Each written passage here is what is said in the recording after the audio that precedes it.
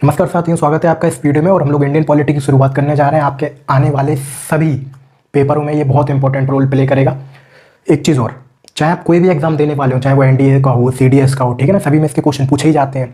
ठीक, तो इसको बिल्कुल ध्यान से देखिएगा और ये सीखने सिखाने का सिलसिला हम लोग शुरू करते हैं। चलिए, इंडियन कॉन्स्टिट्यूशन, और हिंदी में इसको बोलते हैं संविधान। मतलब एक सम माने बराबर, मतलब इक्वल, और विधान विधान यानी कि कानून, यानी कि ऐसा कानून जो सबके लिए बराबर है, किसी के लिए भेदभाव की इसमें कोई जगह नहीं है। मतलब चाहे अमीर हो गरीब हो, सबको समान रूप से देखा जाएगा और सबके लिए समान कानून की व्यवस्था की जाएगी, इस तरह। ठीक है, अच्छा, तो नाम में ही सम लिखा हुआ है ना, संविधान मतलब एक ऐसा विधान जो सम है, मतलब इक्वल है, सबके लिए बराबर है।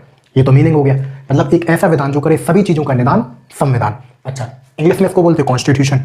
ठीक, अच्छा, जो फीलिंग संविधान में ही आती है, हिंदी का जो वर्ड है संविधान उसी में आती है। भले कॉन्स्टिट्यूशन बोलते रहो आप, सीबीएसई बोर्ड के हो, महाराष्ट्र बोर्ड के हो, बिहार बोर्ड के हो, यूपी बोर्ड के हो, कोई भी हो, लेकिन जैसे बोलते हैं ना, लॉ एंड ऑर्डर मेंटेन करो, एक होता कानून व्यवस्था। कुछ चीजें हिंदी में ही मतलब एकदम मतलब वजन आता उनमें, ठीक है ना। चलो अब आगे बढ़ते हैं। ठीक, अच्छा, इस सब्जेक्ट का पूरा नाम क्या होता है? PSIR, यानी कि political science and international relation, PSIR। ठीक है ना। देखो, पॉलिटिकल साइंस मतलब इस विषय में पूरी तरह से घुस जाना, लेकिन हम लोगों को इंडियन पॉलिटी पढ़नी है, ठीक है ना, संविधान पढ़ना है बस। क्योंकि वनडे एग्जाम में इसी से क्वेश्चन पूछे जाते हैं। लेकिन अगर आप IAS IPS की तैयारी कर रहे हो तो उसमें गवर्नेंस का भी पार्ट है, ठीक, तो वो अलग चीज़ हो जाएगी। तो हम लोग सिर्फ पॉलिटी की बात करेंगे, संविधान, फिर हम लोग और भी आगे बढ़ेंगे इन चीज़ों में। तो चलिए शुरू करते हैं। ठीक, तो हम लोगों को क्या पढ़ना है? संविधान। अच्छा, पहले हम लोग थ्योरी देखेंगे, उसके बाद हम लोग क्वेश्चन भी डिस्कस कर लिया करेंगे, ताकि आपका पूरी तरह से टॉपिक कंप्लीट हो जाए, कुछ भी आपसे ना छूटे, आपको अलग से घर जाकर मेहनत ना करना पड़े इस विषय में। ठीक, बाकी और विषय पढ़ो आप अपने। ठीक है, चलिए, संविधान। देखो, मैंने बोला ये भी एक कानून है। एक होता है IPC, ये भी तो कानून ही है। और एक क्या होता है? CRPC। ठीक, IPC क्या होता है? Indian penal code. ठीक है ना।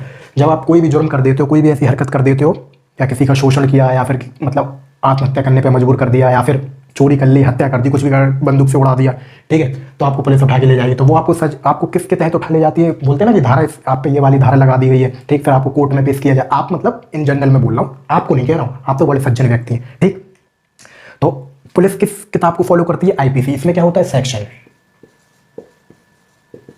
यानी कि धारा बोलते हैं हिंदी में।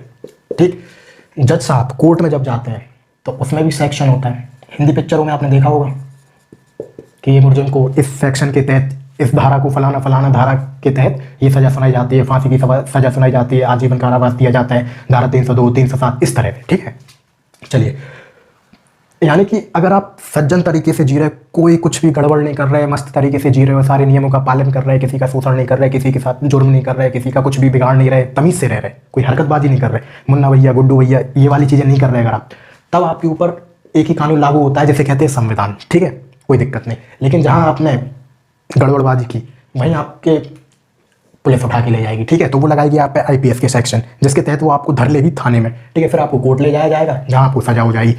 अब ध्यान से बात सुनना। देखो, एक होता है जेल, जिसमें सजा के बाद जाते हैं।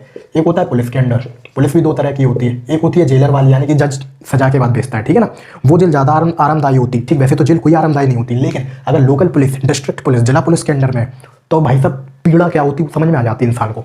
ठीक है, अगर ठीक ठाक से आदमी है और केस वेस हुआ तो मतलब जैसे सजा वजा होनी हो, जज सजा दे देता है, जेल भेज देता है, जेलर के अंडर में होती है वो। ठीक है, वहाँ से डिस्ट्रिक्ट पुलिस नहीं मांग सकती, जैसे SP ने बोला कि भाई इसके अधिक उधर छोड़ो, हम देखते हैं, ऐसा नहीं चलता। ठीक है, मजाक थोड़ी चल रहा।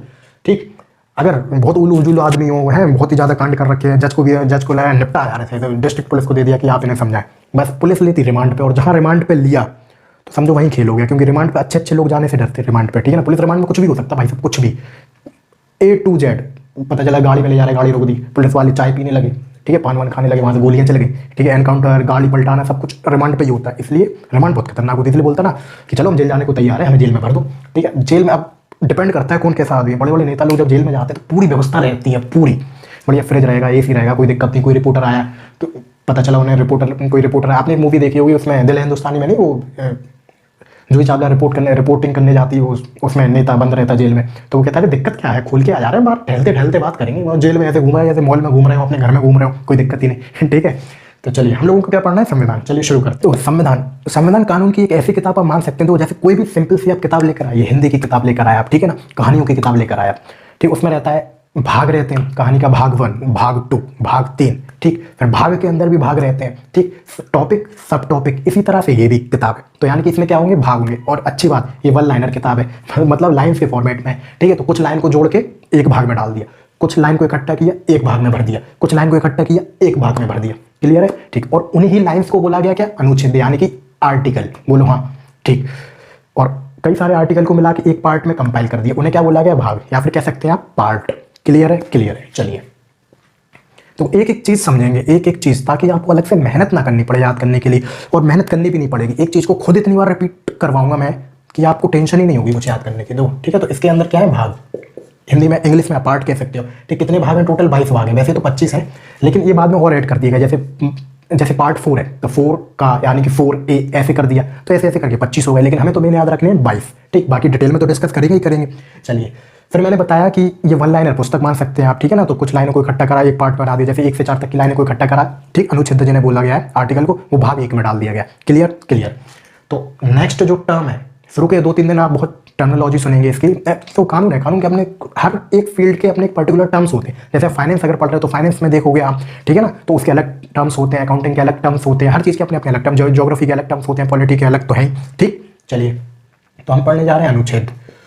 तो भैया ये है अनुच्छेद, इसको इंग्लिश में बोलते हैं आर्टिकल, ठीक है। ये कितने, 395 यानी कि 395। टोटल तो देखा जाए तो ये 470 हो गए, लेकिन ये बाद में ऐड होते गए, ठीक है। अनुच्छेद का भी सब अनुच्छेद मान सकते हो आप, ठीक है ना। पॉइंट डाल के बढ़ाते गए, लेकिन मेन कितने, 395 है, कोई दिक्कत नहीं, ठीक। इसके बाद हमें पढ़ना है अनुसूचियां। इसको इंग्लिश में बोलते हैं शेड्यूल, ठीक है। ये कितनी है, 12। पहले कितनी थी, 8, ठीक है। बाद में इनको 4 और जोड़ दिया गया। देखो, संविधान जब आप पढ़ते हो तो एक टर्म आता है जिसको क्या बोलते हैं, अमेंडमेंट, यानी कि संशोधन। इसका मतलब क्या होता है, जैसे आप सपोज कोई आंसर लिखते हैं स्कूल के टाइम में, बोर्ड के एग्जाम अगर आप देख रहे हैं, आपको आंसर लिखना है, ठीक है। होता क्या है, कई बार आप पूरा आंसर लिख देते हो, बात है घुमा फिरा के, जैसे इतिहास का पेपर लिख रहे हो और अकबर से रिलेटेड कोई क्वेश्चन आ गया, आपने अकबर जोधा की पिक्चर भर दी पूरी उसमें, ठीक है। बाद में लेकिन आप पढ़ के तो गए ही थे घर से, तो आपको याद आया और मेन पॉइंट तो अब याद आए, तो आप क्या कर देते हो, लास्ट में वो 2 लाइन और जोड़ देते हो, जोड़ देते, ठीक है। अगर आप बीच में वो 2 लाइन जोड़ेंगे तो बहुत अजीब सा लगेगा, गंदा रिप्रेजेंटेशन हो जाएगा आंसर का, टीचर को भी लगेगा कुछ घोल-माल कर दिया, ठीक है। इसीलिए ऐसे ही है अनुसूचियां, ये बाद में भाग जोड़ दिए जाते हैं, जो बच रहे हैं उन्होंने इसमें जोड़ दो। अब आप सोच के देखो, एक है अमेंडमेंट, मैंने बोला अमेंडमेंट यानी कि संशोधित करना। जैसे कोई चीज़ लिख गई, अब उसको और अपडेट करना है, कुछ दिन बाद उसमें और अपडेशन आ गया, तो उसको और अपडेट कर देना, इसी को बोलते हैं अमेंड कर देना, संशोधित कर देना, ठीक। तो संविधान में आप ये जरूर पढ़ेंगे, इस टर्म को याद रख लीजिए। चलिए, ठीक है। तो अमेंडमेंट का मतलब समझ में आ गया, मतलब संशोधन, ठीक। पहले जो लिखी थी उसको और उसमें सुधार कर दिया, या फिर उसमें नई चीज़ें और ऐड कर दी, तो संशोधन हो गया। तो भाग हमने पढ़ लिया, अनुच्छेद कितने हैं, 395 है, भाग कितने हैं, 22 है, और अनुसूचियां कितनी हैं, 12 है, ठीक। पहले कितनी थी, 8, फिर संशोधन हुए और ऐड कर दी, ठीक। संशोधन ऐड भी कर सकता है, हटा भी सकता है, अपडेट भी कर सकता है, सब कुछ कर सकता है, ठीक। अच्छा, मुझे एक बात बताओ, मैंने बोला ये बात की चीज़ है, जैसे एक बुक है, ठीक है, कंपाइल कर रहे हैं आप, पेजों को कंपाइल कर रहे हैं, आपने पूरा लिख दिया अच्छे से, बाद में बताया, अरे यार ये 2 पेज तो रह ही गए, तो तुमको एक काम कर लो, पीछे फंसा दें, ऐसे तो पीछे ऐड करते चले जाते हो, तो ऐसे आप मान सकते हो अनुसूचियां ये है। चलो, ठीक है।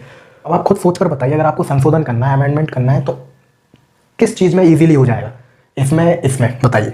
बिल्कुल सही, अनुसूची में हो जाएगा, क्योंकि बात के पार्ट है, फंसा दिया पेज, कोई दिक्कत ही नहीं है।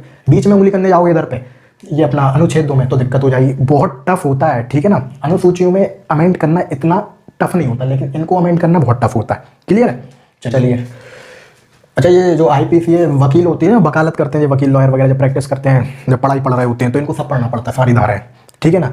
भले ही आपको वकील किसी भी चीज़ का बनने की चाहत हो, लेकिन आपको सब पढ़ना पड़ता है। बट ये डिपेंड करता है स्पेशलाइजेशन, यानी कि आप प्रैक्टिस किस चीज़ की करते हो, ठीक है। जैसे दहेज प्रथा, डाउरी वाले केसेस की आप बनना चाहते हो स्पेशलिस्ट, या चोरी चपाटी की करना चाहते हो, डाइवोर्स वाले स्पेशलिस्ट बनना चाहते हो, तो जिस चीज़ की प्रैक्टिस करते हो उसी के फिर स्पेशलिस्ट बन जाते हैं, फिर वही केस मिलने लगते हैं आपको, उसी नाम से प्रसिद्ध हो जाते हो, ठीक है ना। कि वो फलाने वकील है, वो बहुत सही तलाक करवाते, ठीक है ना, उन्होंने अपना भी करवा रखा है, ठीक। इस तरह से तो वकीलों को सब पढ़ना पड़ता है, ठीक। चलिए, लेकिन हमें काम है संविधान से, संविधान पर हम लोगों को पूरा ध्यान देना है। तो भाग कितने हैं इसमें, एक ही किताब है कानून की, जिसमें भाग कितने हैं, 22, अनुच्छेद कितने, 395, और अनुसूचियां कितनी है, यानी कि शेड्यूल जिन्हें इंग्लिश में बोलते हैं, वो कितने हैं, 12। क्लियर है, चलिए अब आगे बढ़ेंगे।